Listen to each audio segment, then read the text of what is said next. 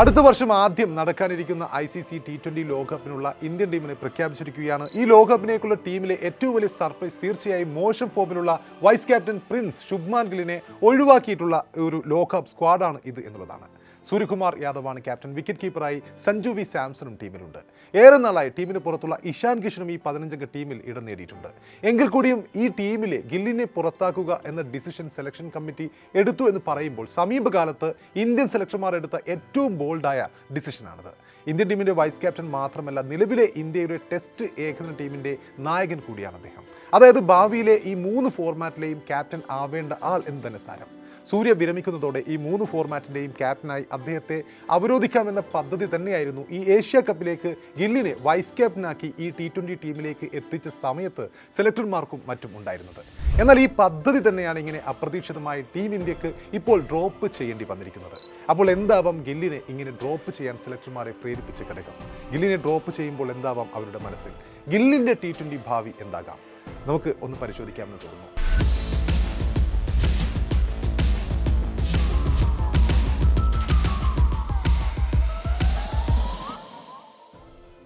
ഇന്ത്യയുടെ ഈ T20 ലോകകപ്പിലേക്കുള്ള ടീമിലെ ഹൈലൈറ്റ്സ് എന്ന് പറയുമ്പോൾ ശുഭ്മാൻ ഗില്ലിനെ പുറത്താക്കിയതാണ് ഏറ്റവും പ്രധാനപ്പെട്ട ഹൈലൈറ്റ്. അതിനൊപ്പം തന്നെ അക്സർ പട്ടേൽ പുതിയ വൈസ് ക്യാപ്റ്റനായി അവരോധിതനായിട്ടുണ്ട്. സഞ്ജു സാംസണും ഇഷാൻ കിഷനും 2 വിക്കറ്റ് കീപ്പർമാർ ഈ ടീമിലുണ്ട്. ജിതേഷ് ശർമ്മ പുറത്തായിട്ടുണ്ട്.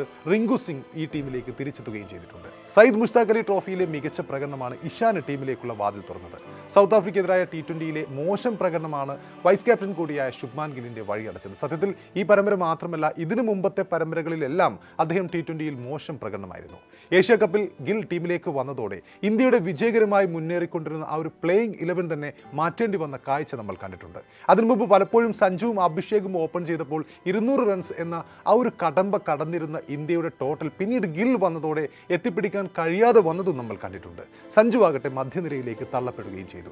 അവിടെ ബാറ്റ് കിട്ടിയാൽ കിട്ടി, ഇല്ലെങ്കിൽ ഇല്ല എന്ന നിലയിലായി. ഇടയ്ക്കൊരു മത്സരത്തിൽ അദ്ദേഹം ലോ സ്കോറിന് പുറത്തായതോടെ ടീമിൽ നിന്നും അദ്ദേഹത്തിന് അവസരം നഷ്ടപ്പെടുന്ന കാഴ്ചയും നമ്മൾ കണ്ടു. എന്നാൽ ഇതിനിടയ്ക്കും ഓപ്പണറായി കാര്യമായി സ്കോർ ചെയ്തില്ലെങ്കിലും ഗിൽ തുടരുന്ന കാഴ്ചയാണ് നമ്മൾ കണ്ടത്.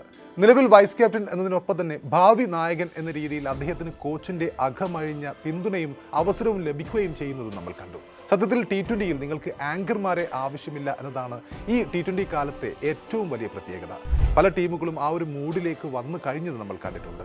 പാകിസ്ഥാൻ അവരുടെ പ്രധാനപ്പെട്ട താരമായ ആങ്കർ റോളിൽ കളിക്കുന്ന ബാറ്റിംഗ് ശൈലിയുള്ള അവരുടെ സൂപ്പർ താരം ബാബർ അസമിനെ ഏഷ്യ കപ്പിൽ നിന്നടക്കം പുറത്താക്കുന്നതും നമ്മൾ കണ്ടിട്ടുണ്ട്. ഇപ്പോൾ പ്രധാനപ്പെട്ട ഒരു ടീമിലും അങ്ങനെ ഒരു ആങ്കർ എന്ന പോസ്റ്റ് T20 ടീമിൽ നമ്മൾ കാണാറില്ല.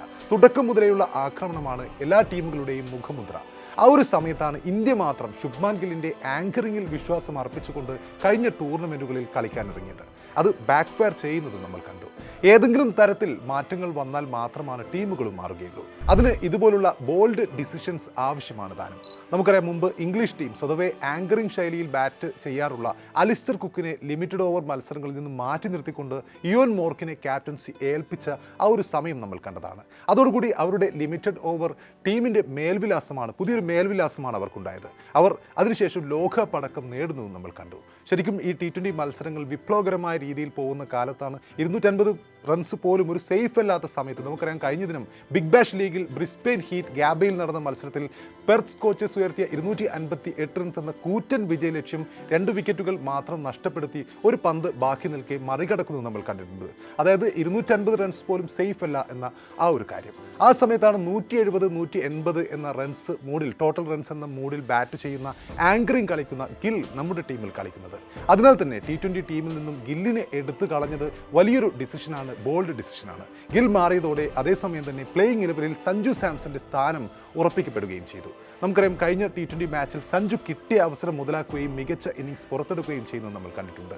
ഓപ്പണിംഗ് പങ്കാളിയായ അഭിഷേക് ശർമ്മയേക്കാൾ ഒരു ഘട്ടത്തിൽ സ്ട്രൈക്ക് റേറ്റിൽ അതിനേക്കാൾ കൂടുതൽ റൺസാണ് അദ്ദേഹം എടുത്തത്. 22 പന്തിൽ 169 എന്ന സ്ട്രൈക്ക് റേറ്റിൽ സഞ്ജു കഴിഞ്ഞ മത്സരത്തിൽ അടിച്ചെടുത്തത് 37 റൺസാണ്. 4 4ഉം ഒരു 6ഉം ഇതിൽ ഉൾപ്പെടുന്നു. അപ്പോൾ കളിയുടെ കമന്ററിക്കിടെ ഓണേറിൽ തന്നെ മുൻ ഇന്ത്യൻ കോച്ചും ഇതിഹാസ താരവുമായ രവിശാസ്ത്രി അടക്കമുള്ളവർ സഞ്ജുവിനെ പിന്തുണച്ചുകൊണ്ട് സംസാരിക്കുകയും ചെയ്തിരുന്നു. ഈ മത്സരത്തിൽ സഞ്ജുവിൻ്റെ ഷോട്ടുകൾ കാണുമ്പോൾ, എസ്പെഷ്യലി ജാൻസനെതിരെയുള്ള ആ സിക്സൊക്കെ കാണുമ്പോൾ എന്തുകൊണ്ട് അദ്ദേഹത്തെ പ്ലേയിങ് 11-ൽ ഉൾപ്പെടുത്തിയില്ല എന്ന് ആരും അത്ഭുതപ്പെടും. അഭിഷേകിൻ്റെ ഓപ്പണിംഗ് പങ്കാളിയാവാൻ ഏറ്റവും അർഹതയുള്ളത് സഞ്ജുവിനാണെന്നും ആ സമയത്ത് രവി ശാസ്ത്രി ചൂണ്ടിക്കാണിച്ചിരുന്നു. അതോടെ കഴിഞ്ഞ മത്സരത്തോടെ സഞ്ജു ഫോമിലെത്തിയതോടെ ഗില്ലിനെ മാറ്റി സഞ്ജുവിനെ നിലനിർത്തുക എന്നത് മാത്രമായി സെലക്ടർമാർക്ക് മുമ്പിലെ പ്രധാനപ്പെട്ട പോംവഴി. നമുക്കറിയാം, ഗിൽ ടീമിൽ ഉണ്ടായിരുന്നതിനാൽ തന്നെ തുടർച്ചയായി 6 T20 മത്സരങ്ങളിലാണ് സഞ്ജുവിന് ബെഞ്ചിലിരിക്കേണ്ടി വന്നത്. അപ്പോൾ ഇതിനു മുമ്പ് തന്നെ നമുക്കറിയാം, UAE വേദിയായ ഏഷ്യ കപ്പ് മുതൽ തന്നെ അദ്ദേഹം ഓപ്പണറായി ഗിൽ കളിച്ചുകൊണ്ടിരിക്കുകയാണ്. ഈ വർഷം കളിച്ച 15 T20കൾ എടുത്താൽ ഒരു 50 പോലും ഗില്ലിന് നേടാൻ കഴിഞ്ഞിട്ടില്ല. അതിനിടെയാണ് സൗത്ത് ആഫ്രിക്കയ്ക്കെതിരെയുള്ള 4ാം T20ക്ക് മുമ്പ് പരിശീലനത്തിൻ്റെ തികച്ചും അപ്രതീക്ഷിതമായി അദ്ദേഹത്തിന് പരിക്കേൽക്കുന്നതും പിന്നീട് 5ാമത്തെ അംഗത്തിൽ സഞ്ജുവിന് ഓപ്പണിങ്ങിൽ നറുക്കു വീഴുകയും ചെയ്യുന്നത്. ഇതിനിടെ ഫോം ഔട്ട് ആയതുകൊണ്ട് മാത്രമല്ല വൈസ് ക്യാപ്റ്റനായിരുന്ന ശുഭ്മാൻ ഗില്ലിനെ ലോകകപ്പ് ടീമിൽ നിന്നും ഒഴിവാക്കിയതെന്നാണ് ചീഫ് സെലക്ടർ അജിത് അഗാർക്കറുടെ ഭാഷ്യം. അജിത് അഗാർക്കർ കൂട്ടിച്ചേർത്തത് ഇങ്ങനെയാണ്: ഗിൽ മികവുറ്റ കളിക്കാരനാണ് എന്ന് നമുക്ക് എല്ലാവർക്കും അറിയാം, പക്ഷേ ഇപ്പോൾ റൺസ് അടിക്കുന്നതിൽ അല്പം പുറകിലാണ്. കഴിഞ്ഞ ലോകകപ്പിലും ഗില്ലിന് കളിക്കാനാവാതിരുന്നത് നിർഭാഗ്യകരമായിരുന്നു. പക്ഷേ ലോകകപ്പിന് മുമ്പ് വ്യത്യസ്ത കോമ്പിനേഷൻ പരീക്ഷിക്കുന്നതിൻ്റെ ഭാഗമായിട്ടാണ് ഗില്ലിന് ടോപ്പ് ഓർഡറിൽ വീണ്ടും അവസരം ഞങ്ങൾ നൽകിയത്. ശരിയായ ടീം കോമ്പിനേഷൻ തിരഞ്ഞെടുക്കേണ്ടി വന്നതിനാലാണ് ഇപ്പോൾ ഗില്ലിന് ടീമിലെ സ്ഥാനം നഷ്ടമായത്. ടോപ്പ് ഓർഡറിൽ ബാറ്റ് ചെയ്യാൻ കഴിയുന്ന ഒരു വിക്കറ്റ് കീപ്പർ ബാറ്ററിയാണ് ടീമിന് ആവശ്യം ഉണ്ടായിരുന്നത് എന്നും 15-അംഗ ടീമിനെ തിരഞ്ഞെടുക്കുമ്പോൾ ചിലരെങ്കിലും പുറത്തു പോവേണ്ടി വരുമെന്നുമാണ് അജിത് അഗാർക്കർ ഈ സെലക്ഷൻ കമ്മിറ്റി യോഗത്തിന് ശേഷം നടന്ന വാർത്താ സമ്മേളനത്തിൽ പറഞ്ഞത്. ശുഭ്മാൻ ഗില്ലിന് പകരം അക്സർ പട്ടേലിനെ വീണ്ടും വൈസ് ക്യാപ്റ്റനാക്കിയതിനെയും അജിത് അഗാർക്കർ ന്യായീകരിക്കുകയുണ്ടായി. ഗില്ലിന് മുമ്പ് അക്സർ വൈസ് ക്യാപ്റ്റനായിരുന്നു എന്നും ഗിൽ ടീമിൽ ഇല്ലാത്ത സാഹചര്യത്തിൽ അക്സറിനെ വീണ്ടും വൈസ് ക്യാപ്റ്റനാക്കുക എന്നത് സ്വാഭാവികമായ ഒരു നടപടിയാണ് എന്നുമായിരുന്നു അഗാർക്കറിൻ്റെ ന്യായീകരണം. ഫോം ഔട്ട് ആയതുകൊണ്ടല്ല ഗില്ലിനെ ഒഴിവാക്കിയതെന്ന് ഇന്ത്യൻ ക്യാപ്റ്റനായ സൂര്യകുമാർ യാദവും ആവർത്തിക്കുകയുണ്ടായി. ടീം കോമ്പിനേഷനാണ് ഗില്ലിൻ്റെ ഈ ഒരു പുറത്താകലിന് പ്രധാന കാരണമായത്.